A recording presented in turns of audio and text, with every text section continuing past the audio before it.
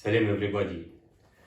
Таңғы сағат 6 примерно Орал қаласынан Ақтөбе қаласына жолға шықтым. Өзімнің автокөлігіммен.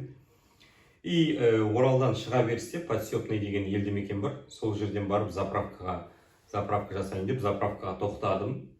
Полный бак заправка жасадым. И бір кофе ішіп алайын деп кофе ішіп жатыр едім сол жерде. И ана жерде бір қыз отыр примерно. Қыз ба, келіншек па, примерно 25-те жасы. Өте сондай жақсы киінген. Сосын маған айтады: "Ағай, қай жаққа кеттіңіз?" деп. Мен айтам: "Ақтөбеге қарай кетіп бара жатырмын."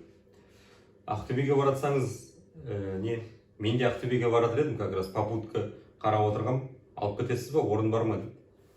Мен айтам: "Давай, ладно, алып кетейін. По-любому жалғыз өзім кетіп бара жатырмын еще. Машина пустой." "Қанша аласыз?" дейді. Мен айтам: "Керек жоқ ештеңе. Главный жаңағы әңгіме айтып, жолды қысқартып барсаң болды ғой." Анандай қыз, андай пысық, жаңа без комплекс қыз екен. Машинаға отырдым, келді, мына алдыма келіп отырды. И жайлап шығып бастық қой. Примерно бір 15 километр жүргеннен кейін айтады: "Ағай, тоқтаңызшы" деп. "Ағай, тоқтаңызшы осы жерге" деп. Бұл айта кетейін, бұл шын болған оқиға. Өзімнің басымнан өткен осы 3 жыл бұрын Ақтөбе қаласына біздерде жұмыс бабымен Алматыға постоянно ұшып тұрамыз. Алматыға жаңағы семинар болады, соған ұшамыз. И именно сол моментте, сол семинарға Алматыдағы Оралдан билет болмай қалды. И мен билетті Ақтөбеден алдым. Ақтөбеде сағат деген примерно 1:30-да самолетім болды менің. Мен 6-та шығып кеттім. Сол үлгеріп баруым керек болды. Еще жолда Ақтөбенің жаңағы филиалының директорын салып алып, бірге аэропортқа барып, бірге ұшатын болып жатырық. И сол себептен маған Ақтөбеге тезірек жету керек болып жатыр. И жаңағы кім айтады, қыз айтады: "Ағай, тоқтаңызшы осы жерге 5 минутқа" дейді. Мен айтам: "Неге? Қазір нормальный скоростьпен келе жатырық, тоқтамайық, баса берейік. Не болды?" "Аға, кішкене ұялып тұрмын енді, бірақ та айтайын, бір жел шығарып алуым керек" дейді. Мен айтам: "Ол проблема ма? Біздер өздерімізде жел шығарамыз да, жайлап терезені ашамыз да, ары қарай баса береміз. Осы жерден шығара бер желіңді. И терезені ашайық та, тоқтамайық, баса берейік" десем, маған айтады: "Аға, түсінбейсіз сіз. Мен қазір жел шығаратын болсам, сіз тұншығасыз мына жерде. Полностью машинаның бәрін алып кетеді. Одан да тоқтайық. Терезе ашқан көмектеспейді. Тоқтайық" дейді. Ладно дедім, жаңа тоқтадық обочинаға. Машинаның артына кетті. Бір кезде кәдімгідей бір бомба түскендей не болып жатыр ғой, тарсыл ана жерде. Тарс деп кәдімгідей. Былай қарағанда сондай бір нәзік, кішкентай бойлы, сондай бір көркем, әдемі киінген қыз анандай қылып бомба жарады деген ой вообще келмейді. Сөйтіп жаңағы келді, мінді машинаға. И жайлап қозғалдық, машинаның ішін алып кетті ғой, естіген. Мен айтам: "Қарындас, сіз одан да машинаға жіберіп желіңізді, сосын барып сыртқа шыққаныңыз дұрыс болар еді. Сонда өзіңізбен бірге алып кетесіз. Сіз наоборот сырттан жасауыңызды, машинаға бүкіл бәрін өзіңізбен бірге алып келдіңіз. Мынау кәдімгі шынымен де енді тоқтағанымыз дұрыс болған екен. Мынау деген кәдімгі улы газбен бірдей ме?" деп сосын жаңағы ары қарай басып кетіп, сосын ол айтады: "Аға, былай болып тұр ғой енді, жолда тағы да бір-екі жерде тоқтауымыз мүмкін. Менде вздутие болғанда былай" дейді. "Менде запормен ауырам" дейді. "Аптасына 1 рет үлкен дәретке барам. И то клизмамен барам" дейді. Запор постоянно жазылмайды. Қазірдің өзінде, мысалы, 1 жұмадан асып кетті үлкен дәретке бармағаныма. Сол себептен осылай болып тұр ғой енді, иісі" дейді. Сосын мен айтам: "Ол запорларды енді емдейтін қазір препараттар, дәрілер көп емес па? Не проблема" десем, "Бәрін қарадым, білмеймін, көмектеспейді" дейді. Мен айтам сосын: "Мен бір естігем, жаңағы запорға сұйық май көмектеседі, кәдімгі домашний жаңағы үйдегі тамақ пісіретін сұйық май, сол көмектеседі. Соны тамақтың алдында бір қасық ішіп жібересіз. Содан кейін тамақ ішсеңіз, анау іште кәдімгідей майлап, шектерді майлап, жақсы қылып қояды. Да, солай ма? Мен естіген жоқпын дейді. Мен айтамын, қазір мына алда Жымпиты деген елді мекен бар, Жымпиты. Сол жерге барайық, сол жерге барып мен бір кесе шай ішіп алайын. Сіз сол жерден бір сұйық майды бір-екі қасық жұтып алыңыз. И Ақтөбеге барғанша іштеңіз майланып, кәдімгі готовый болып барасыз дедім ғой. Сөйтіп Жымпитыға келдік. Жымпитыға келгеннен кейін жаңағы кафеға кірдік. Мен шай ішіп отырмын. Бір кезде ана қыз кетті ана жаққа. И бір кезде келді ғой. Қолында 1 литр сұйық май, 1 литр сұйық май. Мен айтам, 1-2 қасық деп едім ғой, мен олай сатпайды екен дейді. Осын қасыма келіп отырды да, сұйық майды алды да, бүйтіп ашты да, ішіп жатыр ғой, қол. Мен айтам, не істеп жатсыз? 1-2 қасық жетеді ғой. Анау айтады, мен өзімнің организмімді білемін енді. Иә, маған 1-2 қасық жетпейтінін де біліп тұрмын. Еще қазірдің өзінде бір жұмадан асып кетті туалетке бармағаныма. Деп алды да, кәдімгі жартысына дейін шығып қойды ғой ана сұйық майды. Сөйтіп, ладно, енді өзіңіз біліңіз. Иә. Ақтөбеге дейін ішіңізді бәрін жібіп, жақсы болып бару керек қой енді дедім. Сөйтіп, отырып алдық, ары қарай бастық.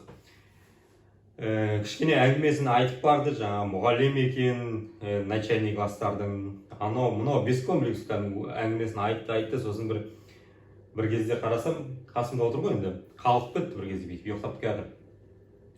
И Сегізсай деген елді мекен бар, Сегізсай. Соның жанына қасына қарай жеткен кезде бір кезде айтады, ағай, тоқтаңыз дейді. Мен айтам, не болды, тоқтаңыз. Жаңа 160-пен келе жатырмын ғой енді. Ол 160-пенде резко тоқтай алмайсың ғой енді. Барымша тоқтап, ана жерге дейін барып тоқтадым. Тоқтағаннан кейін, не болды енді десем, аға, что-то поздно сияқты, поздно тоқтадыңыз дейді. Не болып қалды? Сол 2-де 1 болып қалды. Сосын шықты машинадан. Қарасам шынымен де екен. Жаңа сұйық май деген страшно действовать етіп кетті. Жіберіп қойыпты енді. Кетіп қалыпты. Ана киімі, юбкасы бәрі асты біткен, кәдімгідей қоп-қоңыр болып тұр. Ол ничего. Менің машинамның передний сиденьесі кәдімгідей кетіпті. Сөйтіп, ана лесополоса бар, талдар, соның артына кетіп қалды өзі. Мен баклажка суым бар еді, сонымен машинаның переднейін жуып жатырмын. Бір кезде келіп тұр, аға, нема? Артық бір киім бірдеме жоқ па, киіп алатын дейді. Мен айтам, артымда бір шорты бар еді, шорты. Соны берейін дедім, соны жаңа артқа барып шортыйды бердім. Анаяққа кетті, қайтып, шортыйымды киіп келді бір кезде, шортыйымды киіп келатыр. Мен ана жерді барынша жудым енді ана жерде иіс деген, машинаның ішіндегі иісті деген айтып жеткізу вообще невозможно. Сосын жаңа келіп шортыйымды киіп келіп, артқа келіп отырды. Мен айтам, жаңа киімдеріңіз қайда, юбкаңыз, неңіз десем, бәрін сақ кеттім дейді. Трусиімді, юбкамды бәрін сол жерге сүртіп, сол жерге сақ кеттім дейді. Сосын менің шортыйыммен отырды, ал енді ары қарай кетейік енді. Қалай кетеміз? Ана машинаның ішінің иісі деген, қазір деген, қалай айтсам екен даже. Айтып жеткізе алмаймын енді. Қарап отырғандарыңыз, өздеріңіз бірдеме қылып соображать етіп, сол иісті мұрындарыңа келтіріп алсаңдар болады. Анау примерно 10 күн іште болған, әбден кәдімгідей пресстелген, сасыған сондай бір иіс қой. Сол иіспен бастық енді. Тереземді ашып қойдым былай қылып. Содан жаңағы бір кезде Қобда деген елді мекеннің қасына келгенде бір кезде жаңа қыз тағы айтады, ағай, тоқтаңыз деп. Тоқтадым. Не ол? Опять-таки сол 2-де 1 болған сияқты, өзім байқамай қалдым дейді, мында не болғанын. Тағы жіберіп қойдым. Сосын шықты. Бір жақсысы сол Қобданың қасында именно. Сол жерде жаңағы не бар екен? Су, кішкентай су бар. Өзен. Сол жерге, солдың қасына келгенде әйтеуір жіберген ғой. Содан жаңағы өзенге барып қайтып келіп, маған айтады, мына жерде не трассаның бойында енді машиналар көп, сіз өзеннің қасына машинаны түсіре аласыз ба, чтобы трассаны бүйтіп бөгеп, қалай трассадан бүйтіп жауып тұратын, мен сол жерге жаңа жуынып алайын. Жарайды деп жаңағы трассадан түстім, жаңа өзенге келдім, өзеннің жағасына келіп былай бүйтіп қойдым машинамды. Ана қыз өзенге барып, әйтеуір жаз айы ғой, өзенге барып жаңағы түсті. Былай алғанда енді қалай сізге айтсам екен, тыр жалаңаш кәдімгі түсті ғой, жалаңаш. Әшейінде любой ер адам енді жалаңаш қызды көргенде аузын ашып сөйтеді ғой. А мында жаңағы не, наоборот, анау деген кәдімгі отвращение. Сөйтіп жаңағы нетті, жуынды полностью, менің шортиым да быт-шыт болды, сол жерде сүртініп, соны лақтырып кетті. Маған айтады енді, тағы бірдемеңіз болса беріңіз, кие тұратын дейді. Мен енді конференцияға кетіп бара жатқан адаммын ғой. Сумкамда нем болды. Бешпет шалбарым ғой енді. Сол бешпет шалбарын бердім. Шалбарымды киіп алды. Сөйтіп жаңа өзеннен машинаның артқы сиденьесін жудық. Сөйтіп, не айтайын енді? Ақтөбеге жеттік.